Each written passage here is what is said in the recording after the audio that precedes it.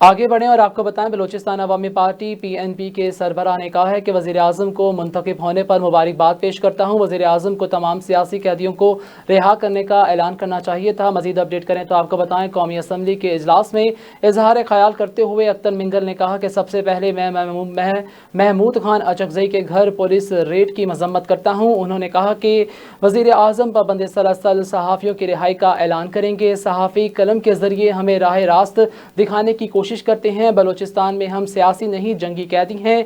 सियासी कैदियों की रिहाई फौरी अमल में लानी चाहिए। उम्मीद थी कि वज़ीर आज़म सहाफ़ी असद तूर और इमरान रियाज की रिहाई का मुतालबा करेंगे।